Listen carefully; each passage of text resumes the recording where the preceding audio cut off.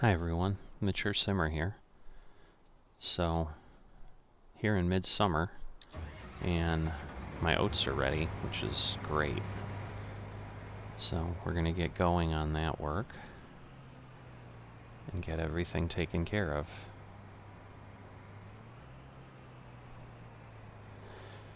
So yeah, I've repaired my harvester from last time.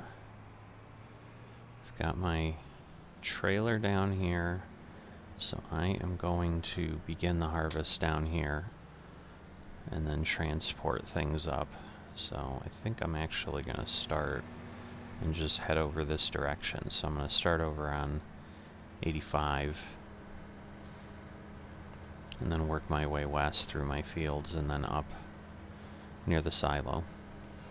Looks like we've got some more of those withered spots. Seems to happen in our oat fields for some reason. I think it's just the nature of oats.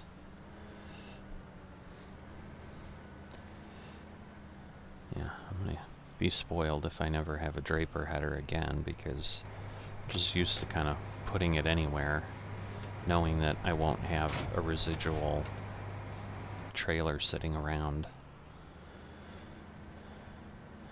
So at this point, even though I'm right by the field edge, I won't be in my own way, because I'll come grab this and there'll be nothing there. Alright, let's fold up the header. I've got to plug everything in.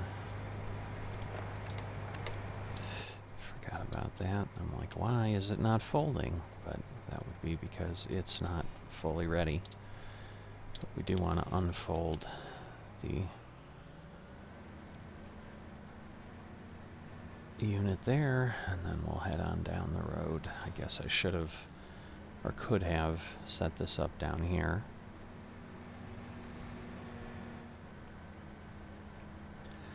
But it's wide enough, so we're alright.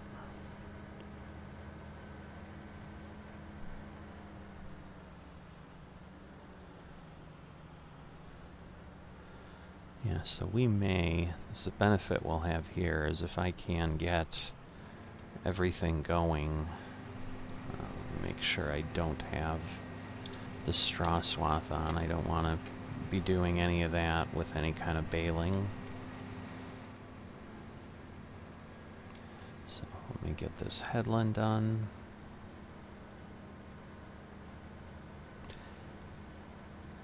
And then we will start harvesting the standard method. Yeah, I'm going to go up and down. I was thinking I might go sideways, but I can't without really causing myself a potential issue. Well,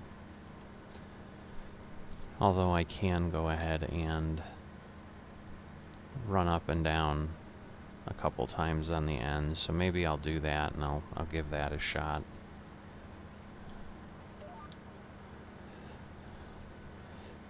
And we'll see how things pan out. So now I've done a portion of this and I've got the track where I didn't maximize my space, but it may not matter ultimately because I don't know how wide it is, but I'm thinking this field may actually be easier this way.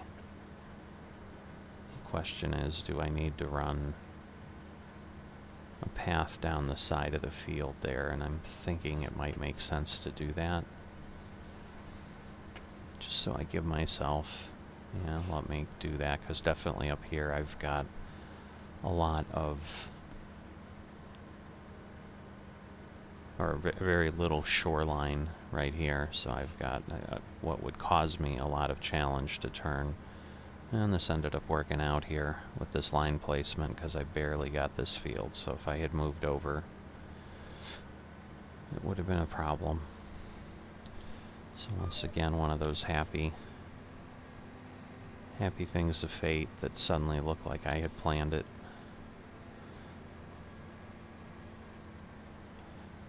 But I'm not that good, so I did not.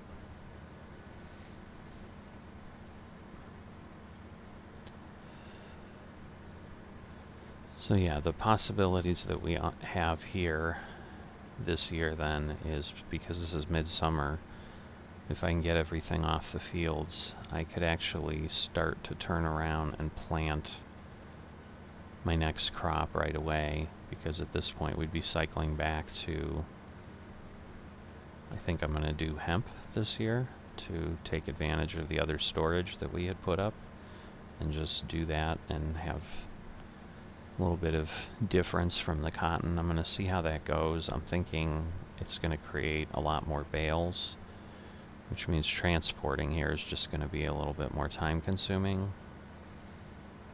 And technically, I guess harvesting would be a slight bit more time consuming because I'm having to stop more often and unload the bales. I don't know if that would be noticeable enough. It's probably going to be a total of an extra half hour maybe, but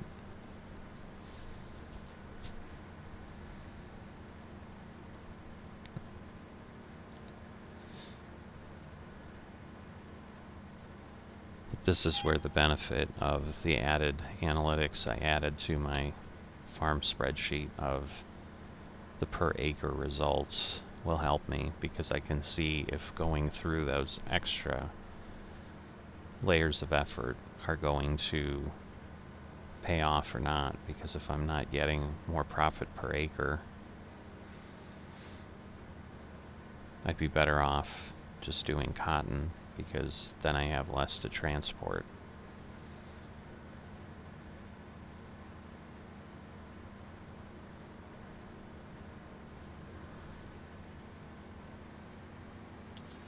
Alright. So that worked out well. At this point I will go up this way.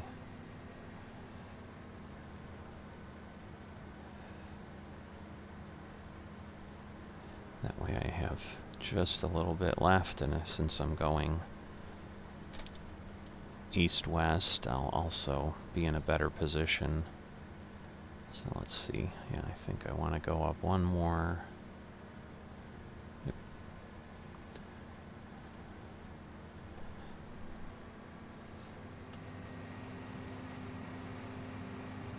Alright, well, at this point, let me remove my offset. And I guess I'll just head this way, and oops, got some lag, so I gotta be careful, get off the accelerator so that I don't go flying off the field in a way I'm not intending.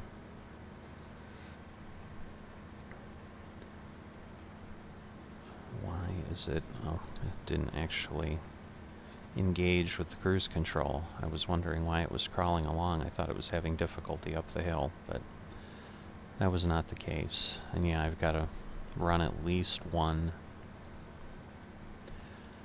pass here to give myself a good amount of space to turn around. I probably really need two, just so that I'm not struggling with the possibility of destroying my own crop in the field.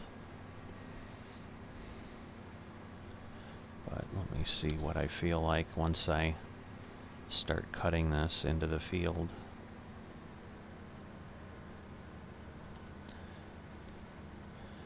Yeah, it's probably enough, but just to be safe,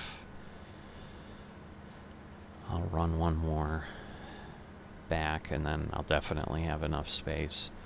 So I still think I can do it with this, but I'd probably still be going up to the edge every time. And once again, if I get a lag like I just had pop up at the right time, suddenly destroying crop when I don't need to be. So I'm going to go ahead and do that.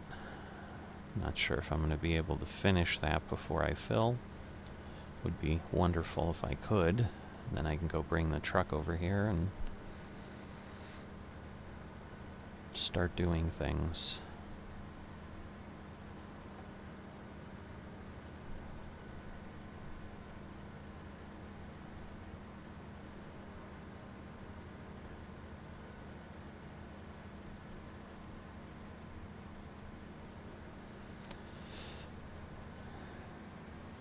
Yeah, I'm thinking that's going to be a lot to hope for, so I don't think we're going to make it all the way back down. I mean, I could cut a thinner swath, but that would kind of defeat the purpose of why I'm doing this, so yeah, I literally just had changed to 89, and so we're actually getting, I think, a really good yield off this field for oats, because oats is usually a little bit lower yielding than wheat, let's say.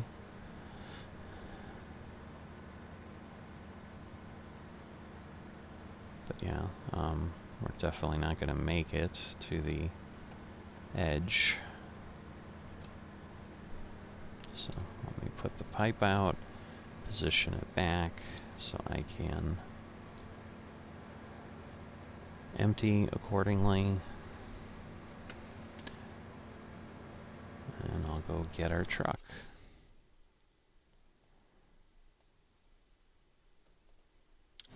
So there we go. I believe I'm disconnected.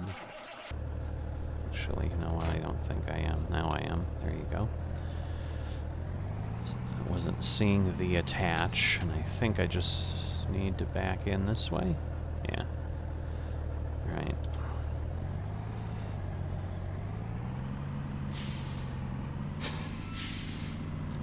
Yeah, I probably really should move that trailer at some point.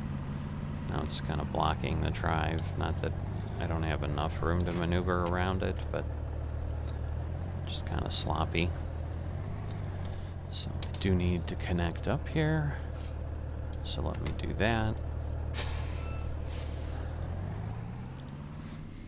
I still get mixed up in my head with the trailers on the semis of which ones need the hoses attached and which ones don't.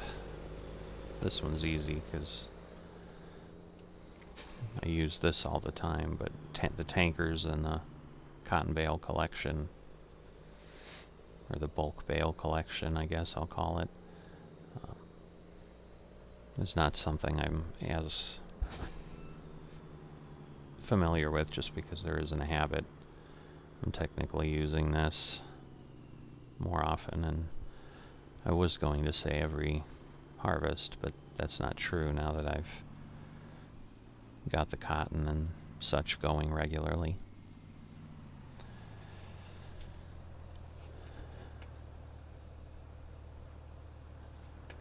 And I guess the only difference here is now... No, I'll be alright. I was going to say I need to move the truck, but I'm going to likely not finish up. I'm going to start at the north end and cut south. And I'll probably have to move the truck again before I get to where it is.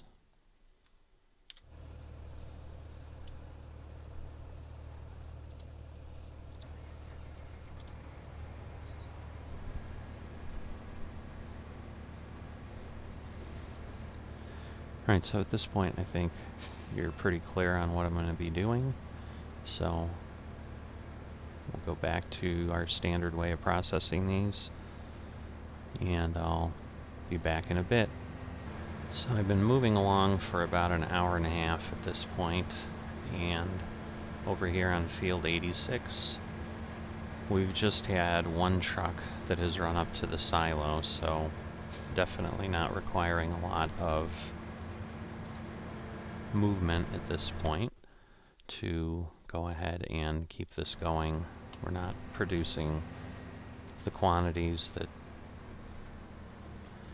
will make this take too long. Also thinking, just based on the speed, that this is going to be significantly faster than the cotton harvest. So once again, just all these things to consider as I try to balance time and money, because in the end it doesn't make a lot of sense, or I mean it doesn't from a time and money standpoint, if I'm not making something more on cotton, but if cotton's taking longer to harvest, you know, why go through that extra work? Because basically my hourly return is significantly less. No, I didn't empty the whole harvester. That was not a good thing. So let me stop that. I was too excited to start talking to you again and just basically lost my train of thought. You kind of get into farm zombie mode where you're just working, and you know, if you're not doing much other than watching the combine go up and down the field, it ends up kind of, like I'm sure happens in real life when they're just sitting in the combine trying to not doze off and drive off the end of the field, which I didn't drive off the end of the field, but I did go into my crop once for exactly that, because I stopped paying attention for the last 5%, and suddenly my combine was plowing through my oats. And I did get the GPS locking up, so it was a good thing to cut 2 header rows on the other end there, because I almost ran into this field when it took off, because by the time I disabled it, it was just not behaving well at all. I had turned it off, the cruise control then was stuck. It was close, and if I only had 1 row, I would have been 1 row into my crop here on 86, so at least I saved myself a second disaster by being a little more conservative. So yeah, if I look at the yield map, it looks like this field is kind of more right at the full amount, although I'm thinking yellow might not actually be 100%. Yeah, it's really 80-85%. So 85 was a good field, but I believe that's kind of how they've all been running all the time. So I don't think this suddenly changed. You know, knock on wood, I don't want to have to create more work for myself, but we have only soil sampled the one time at the beginning, right at the time when I started documenting my work here on Misty Hills, and we haven't had to do any soil samples since then. So I will say that's a lot better than I was expecting. I thought there would be much more effort involved, and in hindsight, I've certainly learned that I think precision farming in general helps me from a time perspective, and we know for certain it helps from a supplies perspective, because with the nitrogen and the lime, or the nitrogen and the pH, which is the lime and the fertilizer, it's obviously affecting what's getting put down on the field, and so there's a lot less wastage there. So obviously the seeds and so forth were kind of being handled in general by the rates that we would set to load. And when I'm saying that, it's, you know, obviously from a system perspective, we're not setting anything, but it's emulating again what a farmer would be doing with setting their planter or seeder at a certain rate for a certain crop type. Because, for example, you plant soybeans, it's a different number of seeds per acre than corn. So similarly, like, that adjustment's happening, but that didn't require precision farming. That was already occurring. Speaking of precision farming, I have been thinking about that the last couple days, because one of the things they had talked about, aside from seasons being integrated, is Giants had indicated that precision farming was going to be improved and present in FS22, and we haven't seen it yet. It may be what's coming in the first update, and maybe because they're adding features to it, that was simpler than releasing the game with precision farming available as it was, and then adjusting it later. So I'll be curious to see what they do add, and maybe they will start to take control of those other things that they weren't involved with, such as seeds.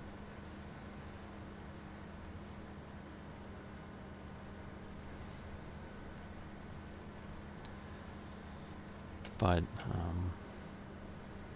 yeah, it's looking pretty good here, making pretty good progress, and so I still think it's going to take me, I'd be surprised if I'm done in less than 8 hours, and once I get past the holiday period here, I'm probably going to have less time per day, and it'll go to a more realistic level where I can actually get the work done. So I've been able to do everything in one day lately just because I've had more time to be in Farming Simulator, but that's not going to continue after the new year, I can't imagine. So I'm likely going to be splitting things across days as I was early on.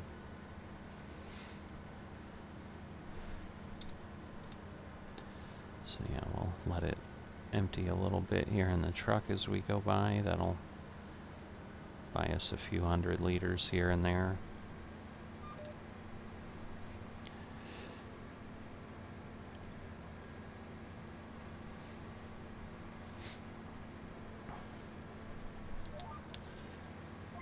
So I did come across a map in FS22.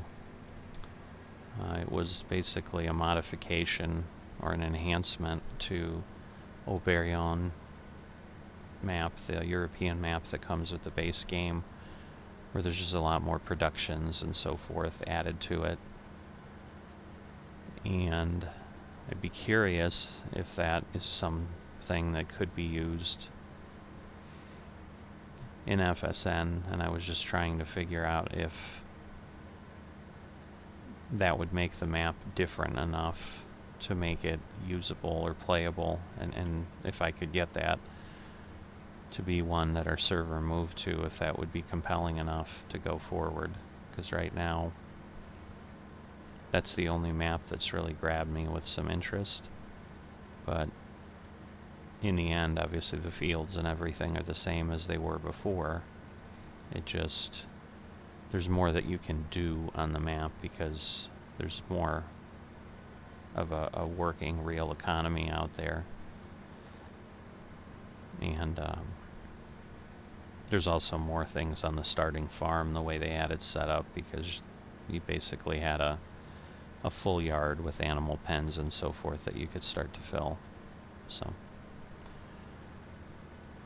it was interesting. But that's kind of what's been happening on the FS22 side of the house in the last few days. And we've gotten through Christmas holidays, so hope your Christmas was good to you and that you got to do and see who you wanted to see. I know in most of the world, probably all the world, COVID's still a problem, and I know for us it had an impact to our plans. So hopefully maybe you were able to avoid that. Oh, this is excellent. I won't have to spend time doing anything coming up this part of the field, so I save a little bit of time already. I'm going to fold my pipe up. It's just as I get near the edge of the field, trying to turn with that out gets disruptive.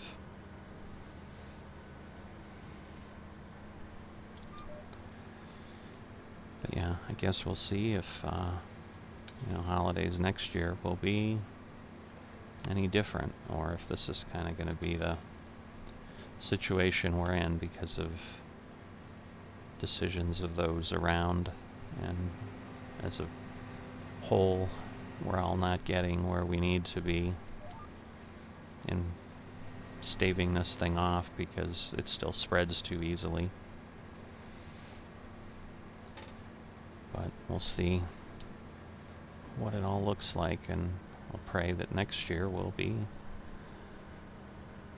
as close to normal as we're going to be able to get. I think we're always going to have this around just like we do with the flu and the colds and things like that, but it would be nice if it got to the point of the flu and the colds where we didn't have to track it and monitor it and determine if we need to change behavior because of it, because it was just present but not overwhelmingly so.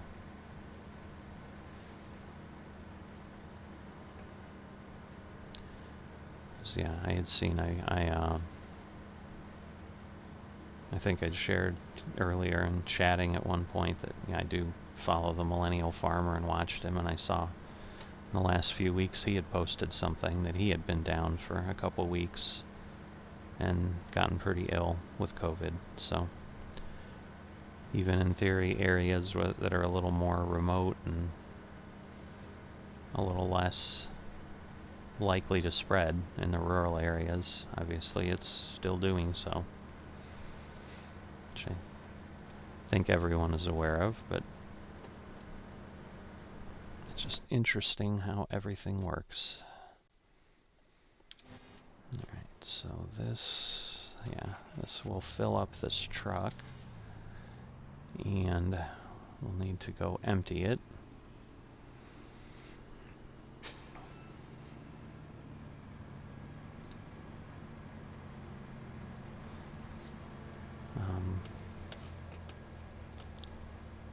Yeah, so kind of reverting back to crop selection and so forth. You know, I'm always analyzing for the farm what makes sense, and so that's really what is kind of ruminating around in my head right now is the new rotation of cotton, hemp, tobacco, and then a cereal crop. Does that make sense, or am I going to find that, you know, it's an extra 3-4 hours of harvest time with those crops, for example, versus the cereal crops, and that I'm making no more doing that, and so then maybe it doesn't make sense. The challenge is you can't just do cereal after cereal because your yield will be lowered based on the crop rotation statistics we've got. So I've got to rotate it with something, and once again my previous rotation had been poppy and then a cereal crop, but that had its own challenges with what poppy does to the fields and the splotches and so forth, so that was why I ended up migrating to what I did here,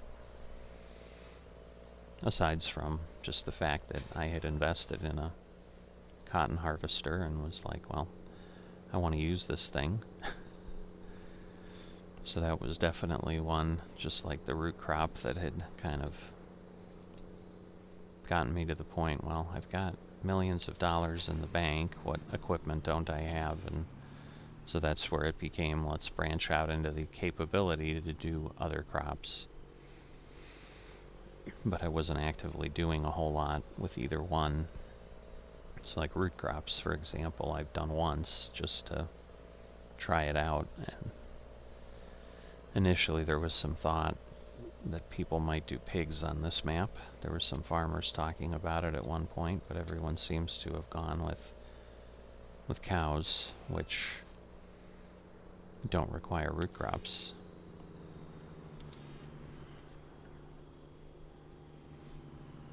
I think at this point, like Wild Moose, I think has got himself pretty much self-sustained in his setup, where he's growing just enough grain to feed his cows, and then doing still a lot of grass work to get the hay and the straw that he needs.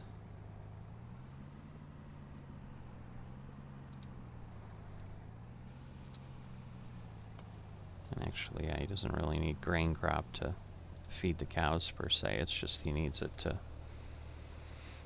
create straw instead of hay. So indirectly he's doing that, but he's not putting that directly in the TMR, since that is straw, hay, and silage.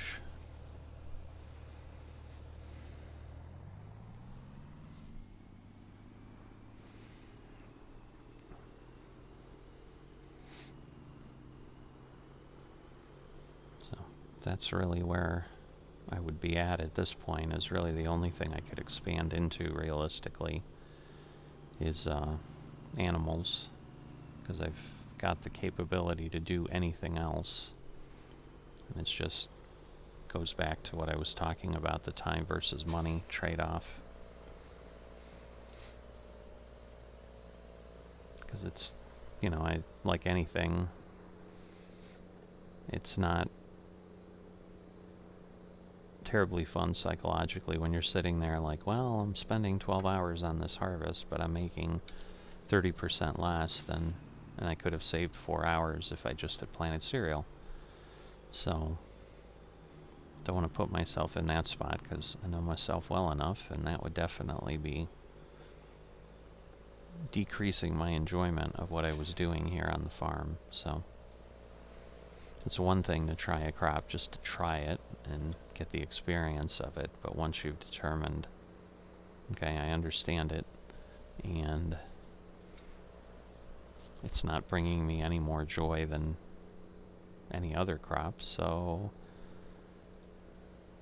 you've got to focus on then what affects that joy. And in my case, as I said, if I was spending a lot of extra time for something that I then have data that tells me I'm not making any money off of, or any additional profit off of the additional time, why do that? That's kind of how I operate. Oops. A little too hot there, but I should be able to get back. There we go. Now we can switch over to the harvester. I was going to say, I'm sure driving that far away the harvester has turned off, and it has.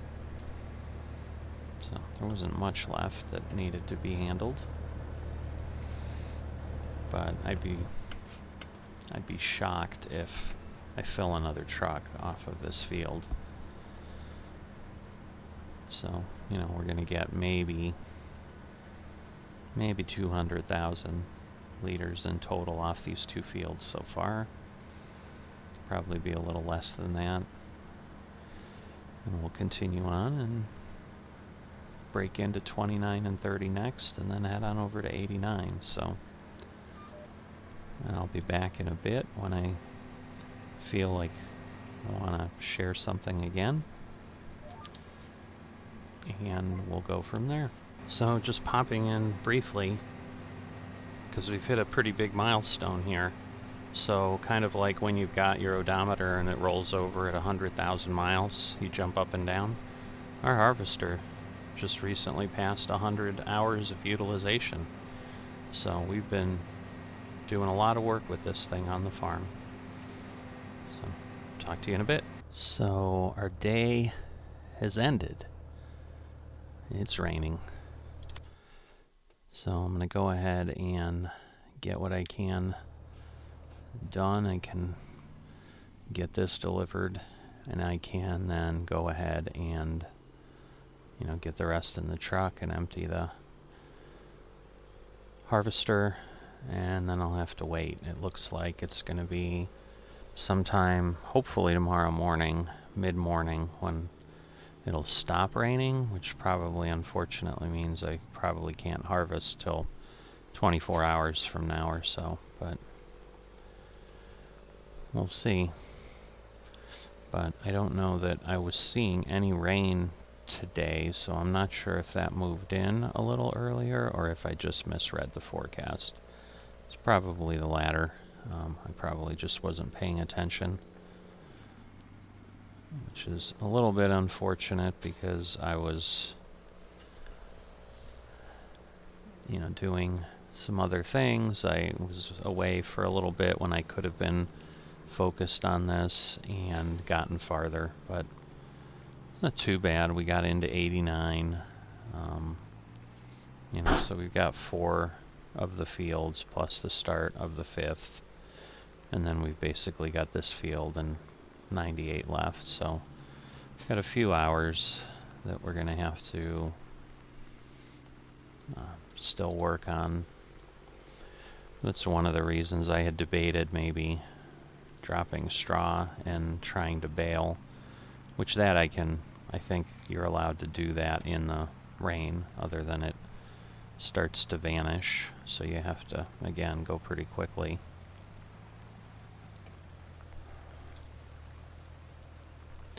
But I think this gets us, yeah, to 540 or 560. This would be 560, because yeah, we've got 8 trucks, 6 trucks, no, 7 trucks in between trucks. So, and then a little bit more. So not too bad, but it surprised me, that's for sure. I was just emptying the truck and suddenly I'm seeing the drops. I'm like, wait a minute. And then I went and looked at the forecast, which I'll show you. And you can see we've got rain, rain, rain. You know, the good news is then in the morning it is drying, so I guess in theory between 6 and 9 a.m. it'll stop. So, you know, if I'm lucky, because it's summer, you know, and this may change into like a double plus at some point as it gets closer, but I do have to be careful, because then again, somewhere here on Thursday, it gives us rain again. So I definitely need to pay attention to not have any issues getting this off the field. So yeah, I was planning to just kind of keep plowing along, get it done, and hop on and let you know where it stood, but I am doing that. I'm letting you know where it stands, but this will end up being the end of this episode, because I'll likely just start another one with the remainder of the harvest, because I may then just drop into seeding. So I'm going to go ahead and clean things up. Well, not really clean things up, they're going to stay on the field, but I'll go ahead and just pack up here at the end, and I will see you next time.